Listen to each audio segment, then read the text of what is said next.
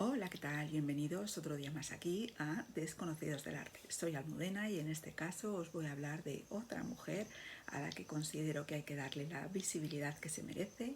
En este caso os voy a hablar de una fotógrafa neoyorquina de principios del siglo XX, mediados del siglo XX, y que bueno, como os digo siempre, se trata desde mi canal, lo que intento haceros para los que os acabáis de incorporar es recopilaros mujeres que han formado parte de la historia del arte y que por motivos que todos conocemos pues no hemos llegado a estudiar ni en el cole, ni en el instituto, ni en la universidad los que hemos hecho las carreras de historia del arte o bellas artes.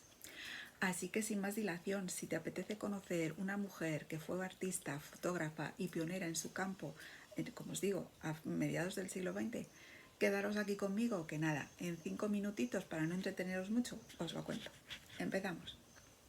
Bueno, pues como os decía, hoy voy a hablaros de Florence Henry. Florence Henry fue una mujer muy interesante, muy conocida en su época, muy destacada porque hizo un trabajo inigualable hasta entonces. Como os digo, fue una fotógrafa experimental, fue pionera en su campo. Nació un día 28 de junio del año 1893 en la ciudad de Nueva York, pero pronto creció y se desarrolló y se mudó a vivir a Europa. Estudió en Roma, conoció a los artistas futuristas que para ella fueron la base de esa inspiración creativa que la ayudaron a crear unas fotografías realmente muy interesantes. Hacía retratos, trabajos para publicidad, fotografía experimental y era realmente única en su campo. Si nos remontamos a su infancia, pues os tengo que decir que su madre falleció relativamente temprano, era una mujer polaca y bastante joven, y ella junto a su padre, por motivos del trabajo del padre, decidieron mudarse a vivir a París. Allí ella va a comenzar estudios de música con la edad de 9 años. Esos estudios de música la van a venir muy bien porque se va a centrar en estudiar piano.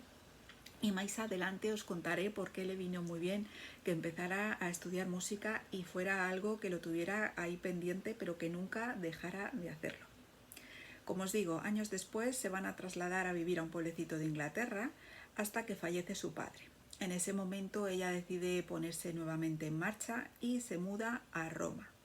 Allí va a conocer a un poeta muy interesante del momento que se llama Gino Giori y que es el que le va a introducir en el mundo de las vanguardias, en todo ese movimiento vanguardista. Le va a presentar artistas vanguardistas del momento y eso a ella la va a venir muy bien, como os digo, a nivel profesional y personal, de tener amistades dentro de su campo.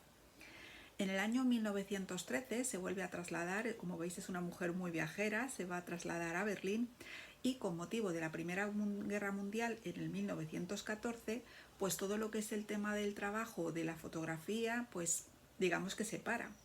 Entonces en ese momento, como os digo, esos estudios de música y que ella comenzó de pequeña le vinieron muy bien porque para ganarse el jornal, por decirlo de alguna manera, comenzó a trabajar como pianista en las películas de cine mudo que se rodaban en ese momento. Así que eso le ayudó bastante para poder solventar la situación de guerra que se vivía y poder ella pues mantenerse a flote, por decirlo de alguna manera. 10 años después, en el año 1924, se vuelve a trasladar a París y por motivos burocráticos pues se va a casar con un señor que se llama Karl Anton Koster, obteniendo el permiso de residencia y del que se divorciará pues pocos años después, porque realmente fue un matrimonio de conveniencia para ella conseguir esa nacionalidad. En el 1925 conoce al artista Fernand Léger y va a estudiar con él todo pues, su trabajo, su obra, y eso, como os digo, también la va a ayudar a ella a la hora de crear sus fotografías. Sus fotografías se pueden definir como fotografías inimaginables, ¿no? Como os digo, hasta ese entonces. Eran muy definidas, hacía un estudio de la luz muy fotograma a fotograma muy detallado, también con las figuras reales que representaba.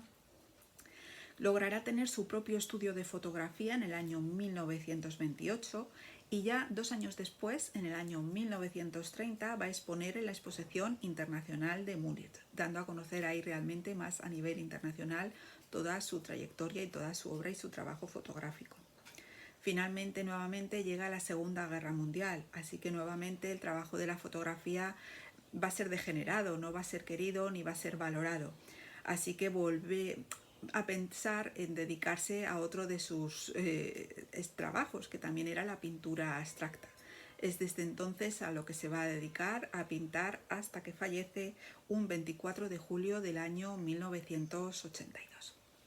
Así que nada, como os digo siempre, os he vuelto a traer a otra mujer muy interesante. Como os digo también siempre, si queréis conocer más información sobre esta fotógrafa, hay muchísimos libros de fotografía sobre Florence Henry, y que aunque estén en otros idiomas, como os digo también, las fotografías son universales y las podemos entender, esas imágenes que nos traen los libros, en cualquier idioma.